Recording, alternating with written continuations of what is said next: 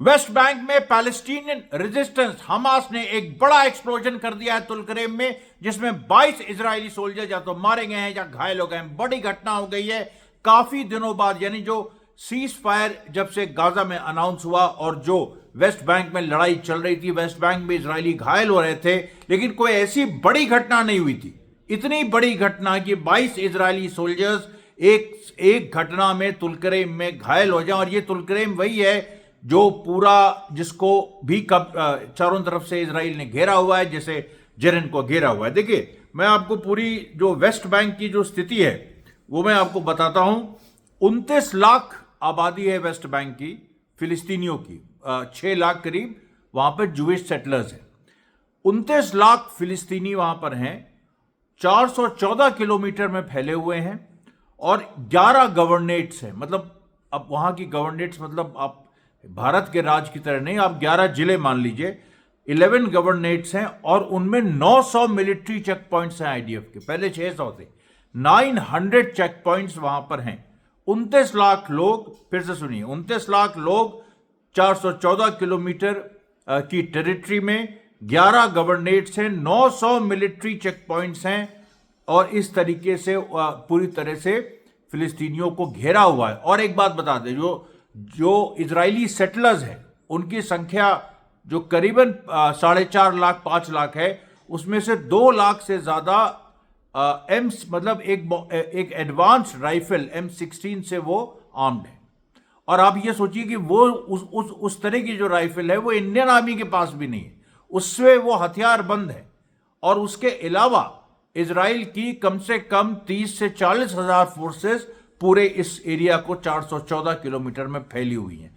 29 लाख फिलिस्तीनियों को काटे हुए हैं। मतलब यह हालत है कि आप 5 से 7 किलोमीटर मतलब 900 चेक पॉइंट्स आप सोच लीजिए, मतलब आप 10 से 20 किलोमीटर से आगे जा ही नहीं सकते। हर पॉइंट पे हर मौके पे एक चेक पॉइंट। 414 किलोमीटर के रेंज में आप सोचिए, यहां से लेके मतलब 414 किलोमीटर इलाहाबाद दिल्ली का रास्ता रफली समझ लीजिए, उससे थोड़ा ज्यादा है, लेकिन आप समझ लीजिए उस पूरे रेंज में 900 मिलिट्री चेक पॉइंट्स लगा दिए जाए, 900, और उसमें कहीं निकल नहीं पाए। और वैसी स्थिति में तुलकरेम में एक्सप्लोजिव यूज करके लोकल और ये सब वहीं असेंबल हो रहे हैं, मैं बार बार कह रहा हूं वेस्ट बैंक में। और जो ईरान से हथियार पहुंचे हैं जिस तरीके से, या जो एम्यूनेशन पहुंचा है, हथियार नहीं एम्यूनेशन, यानी जो एक्सप्लोजिव्स का जो मटेरियल होता है वो पहुंचा है। और उसमें कई लेवल, मतलब कभी सिजिल जो एक एक्सप्लोजिव है जिसको बेसिकली गाजा में हमास ने बनाया, वो उसकी लोकल वैरायटी वेस्ट बैंक में बना के उसको एक्सप्लोड किया जा रहा है। उसके बाद जो K3579 एक एक्सप्लोजिव है उसको एक्सप्लोड किया जा रहा है। लगातार इस तरह की चीजें हो रही है। और आज तो डबल एक्सप्लोजन हुआ, 2 एक्सप्लोजन हुए एक के बाद एक, और इतने तगड़े एक्सप्लोजन थे तुलकरेम में, और बिल्कुल आईडीएफ जहां पर सोल्जर्स थे। और मैंने बताया आपको आईडीएफ की मेंटालिटी कि वो लोग देखिए 1.5 महीने में, अगर वो कन्वेंशनल आर्मी, 1.5 महीने में उनके अगर 150 लोग गाजा में हताहत हो गए, 10 दिनों में सीज फायर के पहले 55 लोग हो गए हताहत, तो उनकी हिम्मत टूट जाती, क्योंकि conventional army is not suppose to lose soldiers one by one in this manner. उसका जो एक अपना तरीका होता है लड़ने का, अगर सामने भी कन्वेंशनल आर्मी हो तो अलग बात है, लेकिन सामने जो है वो एक गोरिल्ला फोर्स है जो कभी भी आके स्ट्राइक करती है। तो इस पूरी सिचुएशन में आईडीएफ डिमोरलाइज हो जाती है, उसको लड़ना नहीं आता है। और इसीलिए देखिए, मतलब इस एरिया में स्पेशली अर्बन एरियाज में और वेस्ट बैंक में, हालांकि रूरल एरियाज भी हैं, फैला हुआ है, मैं आपको बता चुका हूं, मिलिट्री चेक पॉइंट्स भी हैं, लेकिन मिलिट्री चेक पॉइंट से आगे अंदर वो जो डेंस जो 11 गवर्नेट्स हैं जो डेंसली पॉपुलेटेड हैं, इनके अंदर जब तक इजराइल नहीं घुसेगा उसका काम नहीं होगा, क्योंकि फाइटर्स वहीं पर है और वहां पर घुसते ही उसके ऊपर अटैक हो जा रहा है। और ये हर जगह देखा गया, इसलिए वो घर भी उड़ा रहा है। जेनिन में उसने 20 घर उड़ा दिए कल, आज तुलकरेम में उसने काफी जो बाहरी इलाके हैं, लेकिन बाहरी इलाकों से अब जैसे मान लीजिए एक डेंसली, हम लोग के उत्तर प्रदेश में चौक के मतलब जो एरियाज होते हैं वो डेंसली पॉपुलेटेड होते हैं, कंजेस्टेड। अब वहां पर अगर आपने बाहर के कुछ मकान गिरा दिया और उसमें इतना बड़ा लखनऊ का चौक, इलाहाबाद का चौक, मतलब आप देखिए, मतलब उसको कोई सोच नहीं सकता कितने बड़े बड़े। तो वो पूरी जो वहां पर आप अगर इस तरह की सेना जाएगी तो क्या हाल होगा। तो ये जो पूरा आईडीएफ की इजराइल की हार इसमें लिखी हुई है, और जो 22 सोल्जर्स यहां पर जो मारे गए हैं उन ये एक बहुत बड़ा एक धक्का इजराइल को लगा है। इसके बाद आप देखिए ये भी हो सकता है, एक बड़ी खबर ये भी है आज की, कि हमास हो सकता है कि गाजा में कुछ दिनों बाद, अभी नहीं, कुछ दिनों बाद सब सारे प्रिजनर एक्सचेंज हो जाएंगे। जब नेक्स्ट स्टेज आएगा तो हो सकता है, क्योंकि आज पैलेस्टीनियन अथॉरिटी ने कहा कि हमास एक मिनी पैलेस्टाइन स्टेट बनाना चाहता है अमेरिका वगैरह से मिलकर। देखिए जो जो बात आ रही थी, लेकिन महमूद अब्बास की जो पैलेस्टीनियन अथॉरिटी है गद्दार, वो ये नहीं समझ पा रही है कि हमास मिनी पैलेस्टाइन स्टेट नहीं बनाना चाह रहा है। अमेरिका को तो उसने गच्चा दे ही दिया है और ट्रंप को कुछ हद तक अपने ट्रैप में ले लिया है। जो सबसे बड़ी बात है कि हमास कहीं ना कहीं एक बड़े लेवल पे एक पैलेस्टाइन मतलब पैलेस्टीनियन स्टेट पूरा बनाना चाहता है, सारे आर्म्ड स्ट्रगल के रेजिस्टेंस फैक्शंस को मिला के। महमूद अब्बास को भी उसने इनवाइट किया था, महमूद अब्बास ने खुद रिजेक्ट किया। अभी भी महमूद अब्बास की जो पार्टी है उसका हिस्सा बन सकती है, लेकिन वो जूनियर पार्टनर होगी, वो जूनियर पार्टनर होगी। और फिलिस्तीन राज देखिए अब इसी साल 2025 में देखिए उसकी घोषणा होगी, क्योंकि अगर दुनिया, क्योंकि एक बार एक घोषणा हो गई गाजा, कोई आपने घोषणा आपने कह दिया यही फिलिस्तीनी राज है, तो उसके बाद क्या होगा, उसके बाद इंटरनेशनल फोर्सेस को रिकग्नाइज करना होगा, वो पूरी राजनीति चलेगी। वेस्ट बैंक में ऑलरेडी रेजिस्टेंस घुस चुका है, पैलेस्टीनियन अथॉरिटी इजराइल के साथ मिलकर। अब देखिए वहां जंग जो चल रही है अभी चलेगी 15-20 दिन, उसमें इजरायलियों की और कैजुअलिटीज होंगी, और धीरे धीरे हमास की जो ग्रिप है वो पूरे वेस्ट बैंक में मजबूत होती चली जा रही है। पैलेस्टीनियन अथॉरिटी की ग्रिप कमजोर होती चली जा रही है, वो तो गद्दार फोर्स ऑलरेडी डिक्लेयर्ड है। तो ये जो पूरा वहां पर हो रहा है, 29 लाख लोग हैं वहां, गाजा की पॉपुलेशन से ज्यादा, गाजा के करीब 20 लाख से ऊपर। तो ये जो पूरी एक चीज है, इस चीज को देखिए बहुत हद तक लोग नहीं समझ पा रहे। इजराइल के अखबार समझ रहे हैं, इजराइल के अखबारों ने देखिए जो लिखना शुरू किया है। और आज बता दें आपको कि आज यानी 28 जनवरी 2025, आज भी जो कल गाजा में जो साउथ से नॉर्थ पूरा लोग जा रहे थे, आज वही सिलसिला जारी रहा। और उसके साथ साथ उसमें यह भी हुआ कि जो फैयाद हुसैन, जो बेत हरून के कमांडर हमास के, जिन्होंने इजरायली सोल्जर्स को मार मार के गिराया, जिनके बारे में पता ही नहीं था इजराइल को, वो पहले भी बाहर आए थे, आज फिर वो बाहर आए और नॉर्थ गाजा में वो थे, वहां पर लोगों को रिसीव कर रहे थे खुल के। तो मैंने अपने एक्स में लिखा कि क्या उखाड़ लिया इजराइल ने। ये फैयाद हुसैन खुल के कैमरे के सामने आके गले मिल रहा है फिलिस्तीनियों के। ऐसा भी नहीं है कि वो कोई नकाब पहने है, ये पहने है, खुल के वो वहां पर है। वो पूरा एक नया चेहरा, यहिया सिनवार की शहादत के बाद मोहम्मद सिनवार, उनके भाई जो भी बाहर नहीं आए, और फैयाद हुसैन, ये दो बड़े नए चेहरे हमास के आने वाले दिनों में होने वाले, जो कि यहीं पर हैं गाजा में। और बाहर जो हैं खालिद मिशाल और ये खालिद मिशाल, हैया और इस तरह के जो तमाम, अबू मारजूक, इस तरह के जो तमाम लीडर्स हैं, वो इंटरनेशनल लेवल पे डिप्लोमेसी कर रहे हैं। अभी खालिद मिशाल इजिप्ट में हैं, जहां पर 70 गाजा के कैदियों को छोड़ा गया था जिनको लाइफ सेंटेंसेस थे, उनको वहां पर उन्होंने अबा भगत की, पूरी हमास की पोलित ब्यूरो वहां थी, खालिद मिशाल भी थे, और उसमें उन लोगों ने भाषण भी दिया, और इसको लेके इजराइल ने नाराजगी भी जताई। और फिर जो ट्रंप का स्टेटमेंट है जो आया था कि फिलिस्तीनियों को हमने जॉर्डन के राजा से कहा है फिलिस्तीनियों को ले लो, और जॉर्डन के राजा ने जॉर्डन के राजा ने उस पूरे कॉन्सेप्ट को मना कर दिया। इजिप्ट ने भी मना कर दिया, क्योंकि ट्रंप ने कहा था हम उसके भी प्रेसिडेंट से बात करेंगे, वो भी मना हो गया।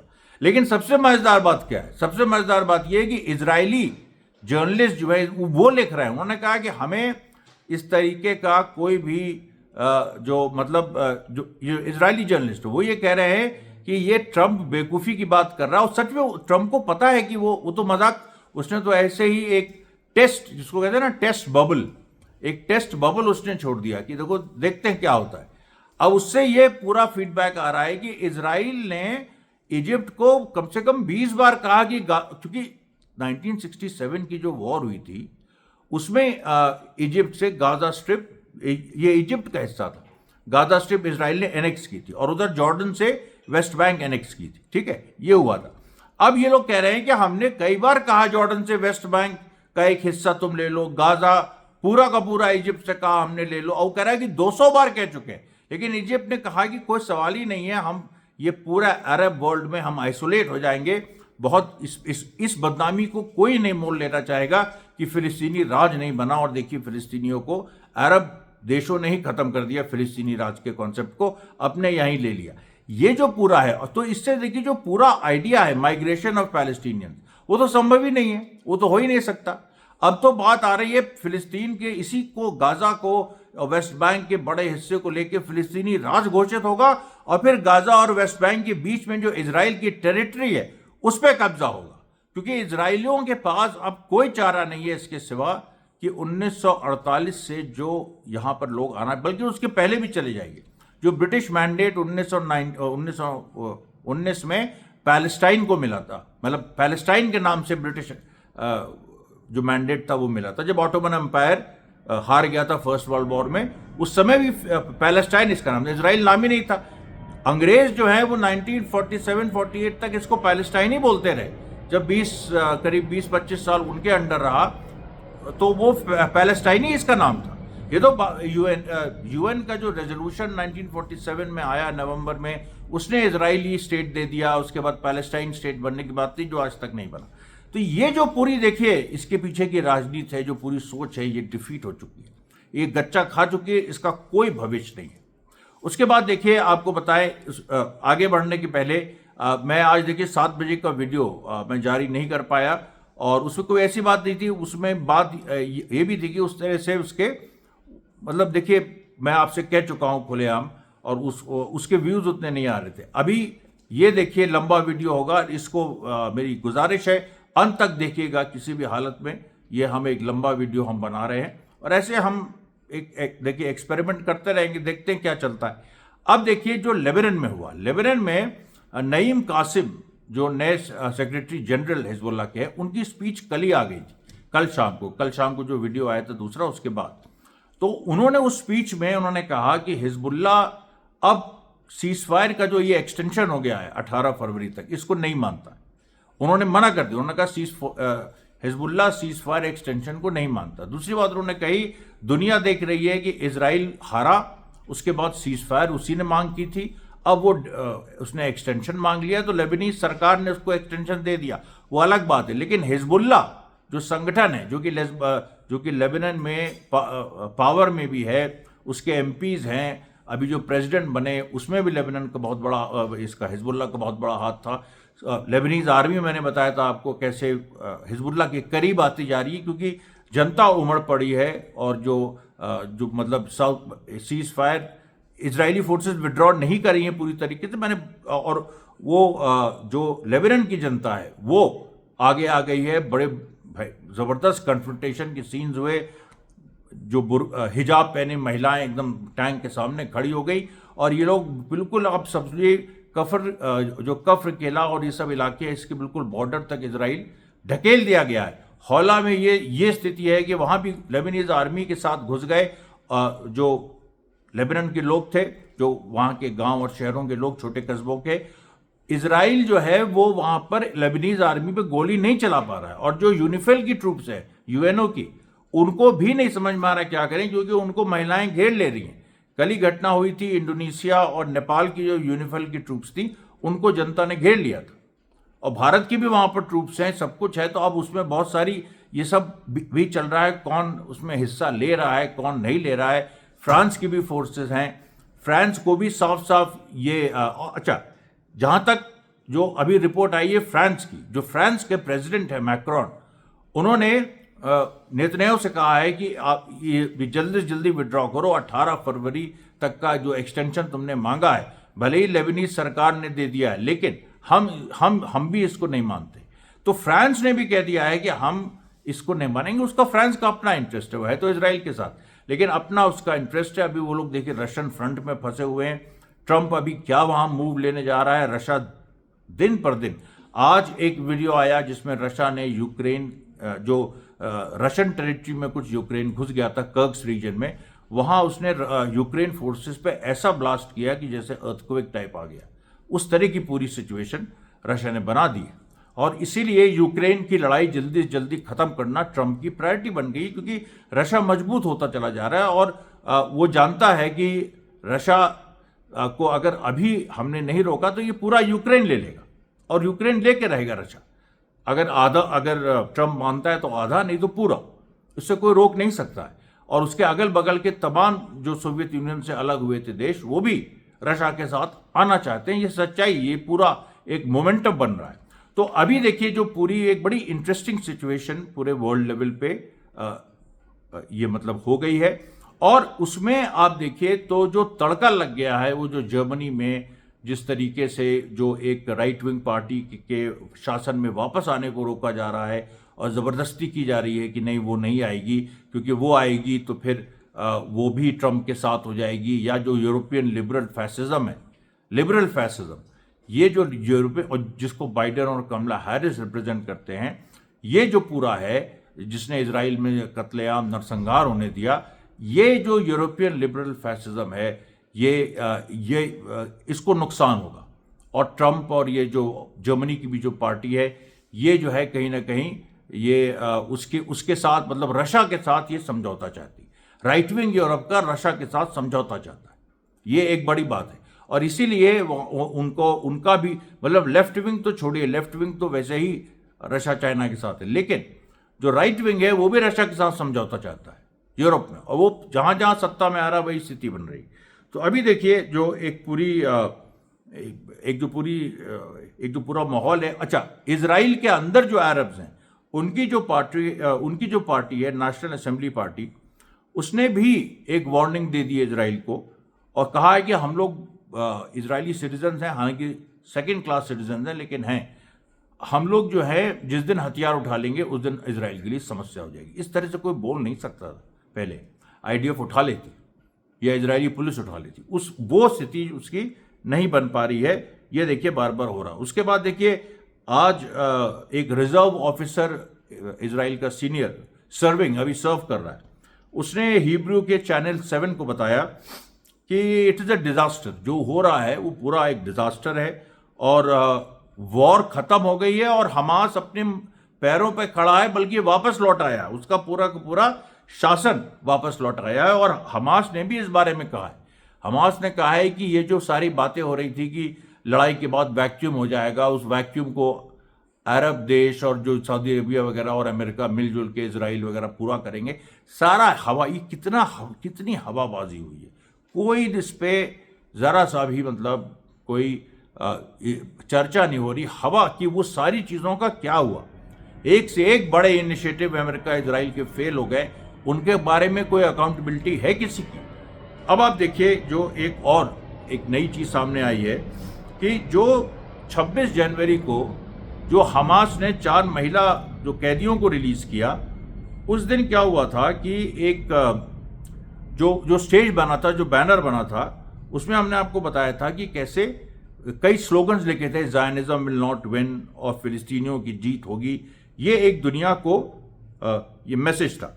लेकिन उसमें एक और चीज़ हुई थी कि वो जो बैनर था उसके नीचे 4 जो मिलिट्री डिवीजन इजराइल की हैं उनके लोगोज लगे थे और वो चारों डिवीजन जो हैं उनको बुरी तरीके से उनको रेजिस्टेंस ने ह्यूमिलेट किया हुआ है। अब ये बड़ी मज़ेदार कहानी है। देखिए 36 डिवीजन, वॉल्केनो डिवीजन, 36 डिवीजन जो है ये सबसे बड़ी, सबसे लार्जेस्ट आर्मर्ड डिवीजन है इजरायली आर्मी में। 1954 में ये बनी थी और नॉर्दर्न कमांड से एफिलिएटेड है। ये इसके 4 ब्रिगेड्स हैं।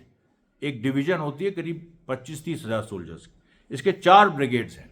इन ब्रिगेड, और ये हर ब्रिगेड में समझ लीजिए 5 से 7 हज़ार, तो 4 ब्रिगेड्स इसके हैं। Golani special infantry brigade, the 7th armoured brigade, the 188th brigade and 282nd brigade. इस तरह के 4 ब्रिगेड हैं।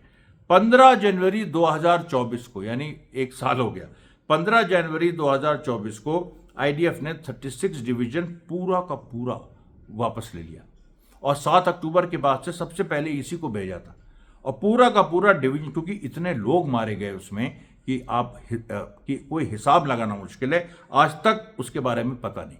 दूसरा जो डिवीजन था जिसको हमास ने लोगो लगाया था 26 जनवरी को और पूरी दुनिया को मैसेज दिया था कि हमने देखिए 36 डिवीजन को तो हम उसको तो सप्रेस करके ह्यूमिलेट कर दिया। फिर 98th डिवीजन फायर फॉर्मेशन जिसका नाम है, ये इसका भी लोगो था। इसका क्या हाल किया हमास ने।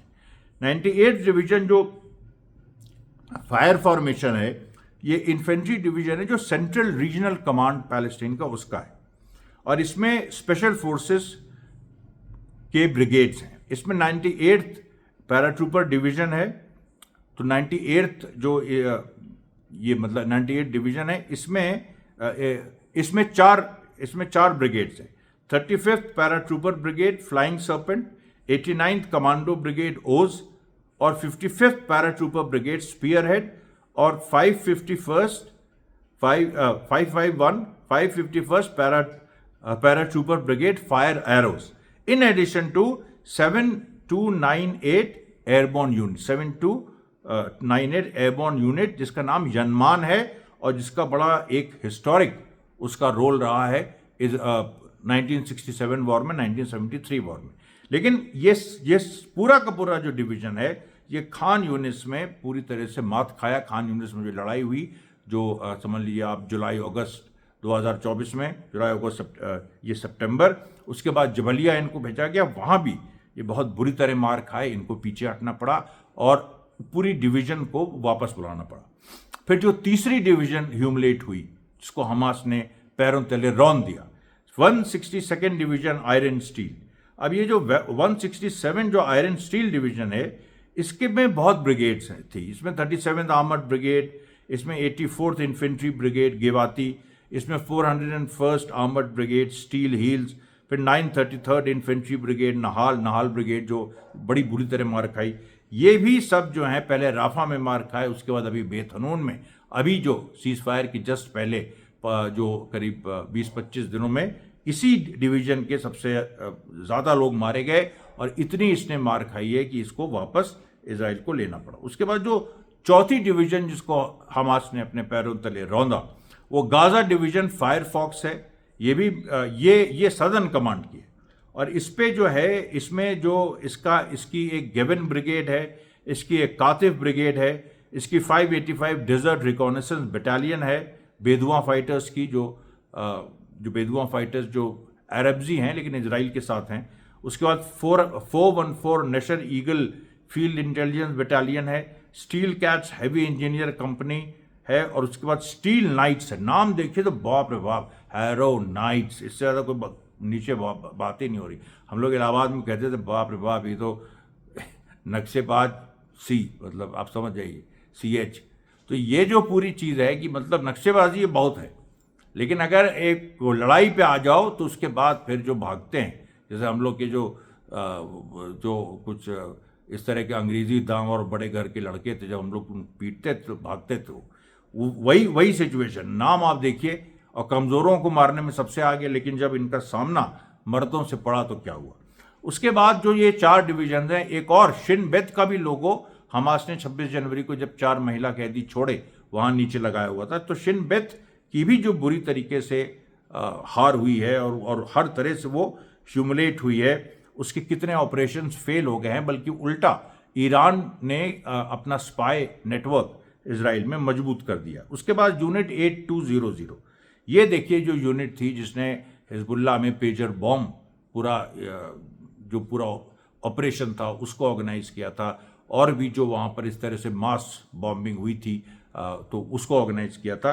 8200 की ये हालत है कि 8200 को अब ये देखिए, ये छुपी हुई घटना है कि पैलेस्टीनियन रेजिस्टेंस ने अभी 1-1.5 महीना पहले एक मेजर ऑपरेशन किया था गाजा में, जिसमें जो इसको मिसलीड किया, इसको इसको हैक कर दिया, पहले फॉल्स इंफॉर्मेशन दी। वो फॉल्स इंफॉर्मेशन यूनिट 8200 ने गाजा में जो IDF की ट्रूप्स हैं उनको फॉल्स इंफॉर्मेशन दी और उनको एक ऐसी जगह हमास ले गया जहां हमास के फाइटर्स पहले से थे और वहां पर ट्रैप करके मारा। अब आप बताओ, ये जो पूरी बात है इसके बारे में कोई बात कर रहा है? हमास ने 8200 की इंटेलिजेंस को हैक किया उसमें गलत इंफॉर्मेशन प्लांट की, वो गलत इंफॉर्मेशन आईडीएफ को पहुंची, आईडीएफ एक ऐसे रास्ते की तरफ बढ़ गया जहां पर मौत इंतजार कर रही थी, चप्पे चप्पे पे उनको मौत इंतजार कर रही। मैंने कहा था कि अगर इजरायलियों ने गाजा को मलबों का शहर बना दिया है तो हमास ने भी गाजा को इजरायली मौतों का शहर बना दिया। मौत और मलबा ये तुम तय कर लो, अगर तुम मलबा बनाओगे तो हम फिर मौत तुम्हारे रास्ते, तुम्हारे खानदान के रास्ते, मतलब पूरा जो एक पीढ़ियां की पीढ़ियां इजराइल की, उनके यहाँ मौत दस्तक दे रही है आज की तारीख में। इसीलिए वो इतना खौफजदा है। आप उस पर मत जाइए। देखिए ताम झाम जो है, बड़े बड़े राजा खत्म हो गए, लेकिन उनको आप आखिरी दिनों में इतिहास देखिए तो आखिरी दिनों में तामझाम उनका नहीं गया था। हाथी पे चलते थे, वही तामझाम, सैनिक जो है बैंड बजाते थे, पीछे सेना रहती थी, लेकिन अंदर से सब कुछ खोखला था, एक धक्के में सब हिल गया। वो हम लोग ने देखा है, बहुत बड़े बड़े मतलब इस तरीके के जो थी वो मटिया मेट हो गई। ये तामझाम में बिल्कुल मत जाइए। इजराइल को केवल अमेरिका की सपोर्ट की वजह से वो टिका हुआ है, अंदर से वो खोखला हो गया है, अंदर से वो हार गया है। ये अलग बात है कि सीरिया में अपना, अरे भाई वहाँ पर तुमने अपनी सरकार बना ली है, उनको कर दिया, उसमें भी ईरान रशिया कभी भी तुम्हें कुचल देंगे। वो तो एक टेम्प्रेरी उन्होंने टैक्टिकल रिट्रीट की है कि ठीक है हम अगले दौर में इसको निपटेंगे। और सिचुएशन को देखते हुए कि सीरिया में एक नया रेजिस्टेंस खड़ा हो, क्योंकि वो ये समझ गए थे कि असाद से नहीं होगा, असाद पुराने हो गए हैं, इनसे अब रेजिस्टेंस की भी मदद नहीं हो पाएगी। इजराइल के साथ ये नहीं जा रहे थे खुल के, लेकिन रेजिस्टेंस की भी मदद नहीं कर रहे थे। तो इनको हटाना जो है वो चाहे इस माध्यम से हो चाहे उस माध्यम से हो, वो तो होना ही था। अब इस माध्यम से हुआ कि वहाँ पर अमेरिका इजराइल ने की जो उनकी पालतू जो फोर्सेस थी उन्होंने हटा दिया। लेकिन अब जो ईरान और रशिया को जो मौका मिला है कि वहाँ पर सीरियन रेजिस्टेंस को बिल्ड करना, और वो जो सीरियन रेजिस्टेंस बिल्ड हो रहा है नए तरह का, वो इसी का वेट कर रहा है कि सीरिया में इजराइल घुसे, सीरिया में इजराइल घुसे, अंदर घुसता चला जाए और हम जो है उसको उसी पॉइंट पर ले जाके एक जगह चाप दें। ये जो देखिए बात है कि जिस तरीके से पूरा एक जो माइंड गेम चल रहा है, और ये आपको क्योंकि ये ज़मीनी स्तर पे हो रहा है, ये खबरों में नहीं आता है, ये और बहुत जगह नहीं जाता है, ये आपको दिखेगा बाहर से कि इजरायली अब कल को ये कहेंगे कि वो लेबनान में हमने ये, क्योंकि देखिए आपके टैंक हैं, अब आपके टैंक लेबनान में पिट के वापस आ रहे हैं, वो बात हो गई, जनता जब सामने आ गई और जो लेबनीज आर्मी सामने आ गई, आ रहे। लेकिन अब आप इतनी जगह पे हैं, मान लीजिए आप इजरायली बॉर्डर से आप पहले अंदर 30 किलोमीटर थे, अब आप 5 किलोमीटर पे आ गए। अब उस 5 किलोमीटर में आप खाली जगह पे बमबारी करो, उसमें अगर कुछ सिविलियंस आ गए तो उसमें उनकी मौत भी हो जाती है। लेकिन जो पहले 22 शहीद हुए थे उस तरह की सिचुएशन नहीं है आज की तारीख में। इजरायली जो फौज है वो डिफेंसिव पे है। हालांकि खबरें ये आ रही हैं कि इजराइल ने ये कर दिया, वहाँ ये मार दिया, उधर मार दिया, ये कर दिया। अरे क्या हवा में मारने से क्या होगा? तुम लोग कुछ, ये जो हम लोग के, वही मैं बार बार आता हूँ, उत्तर प्रदेश की जो सड़कों की लड़ाई होती है, ये जो हवाबाजी, जो हवा में कट्टा चलाना, गोली चलाना, ऐसे बहुत लोगों को हम लोग ने मारा है, गिरा किसी, मतलब ये जो पूरा है माहौल, ये जो फेक, ये जो झूठी गुंडई है, बस केवल इनको कमज़ोरों पे जुल्म करा लो, नहीं तो इनको जहाँ, भाई मैं बार बार रिपीट करता हूँ, मर्दों से पाला पड़ा, वहाँ पर ये भागते हैं, पिट के भागते हैं। और अकेले हमने तो अकेले ऐसे कई लोगों को मारा है, इलाहाबाद में घुस के, उनके घर के अंदर घुस के, उनके हाथ में रिवॉल्वर थी, वो छीनी है। तो ये जो देखिए पूरी बात है, ये जो हिम्मत का काम है, ये वहाँ पर ये सच्चाई है। आप रेजिस्टेंस को उसी तरह से आप समझ सकते हैं। और आप इस तरह की भी जो सिचुएशन है उसमें भी आप देखिए अमेरिका पूरी तरह से पीछे हट रहा है। अमेरिका में देखिए क्या है कि अपने वो इमिग्रेंट्स को जो बाहर से आए हैं उनको बाहर करना, ये करना, वहाँ पर एक युद्ध जैसी स्थिति मतलब डेवलप हो रही है, क्योंकि बहुत सारे जो डेमोक्रेटिक पार्टी के जो लिबरल फैसिस्ट फोर्सेस हैं वो पूरी कोशिश कर रही हैं आने की, और मतलब रोकने की इन सब चीज़ों को। कुछ वीडियोस भी आए हैं कुछ एक्ट्रेसेस के जो मैक्सिकन ओरिजिन की हैं, कह रहे उनको डिपोर्ट किया जा रहा है, रो रही हैं, ये कर रही हैं, वो सब ड्रामा हो रहा है। तो वो ट्रंप का, अच्छा ट्रंप ने जो टेस्ट बबल फेंका था कि फिर वो जॉर्डन और इजिप्ट वाला, वो बुरी तरह से उसका पिट गया, और वो खुद उसको एक्नॉलेज कर रहा है, उसके ऑफिस ने खुद एक्नॉलेज किया, और वो नेतन्याहू को दिखाने के लिए कर रहा था कि देखो तुम जो कह रहे थे हमने कह के देख लिया, कोई लेने को तैयार नहीं है, तुम ही इसको संभालो और ये हमारा पिंड छोड़ो। ये जो देखिए पूरी बात है और ये जो इसेंशियल चीज़ है, ये एक बड़ी चीज़ है और ये पूरे एक वेस्ट एशिया के डेवलपमेंट्स को आज सम अप करती है। तो ये देखिए आज का प्रसारण यहीं तक। कल मैं कोशिश करूंगा 2 वीडियो लाने की, लेकिन वो डिपेंड करता है कि ये वाला वीडियो कैसा उठता है, आप लोग इसको किस तरह से आगे बढ़ाते हैं। तब तक के लिए धन्यवाद साथियों, बहुत बहुत धन्यवाद।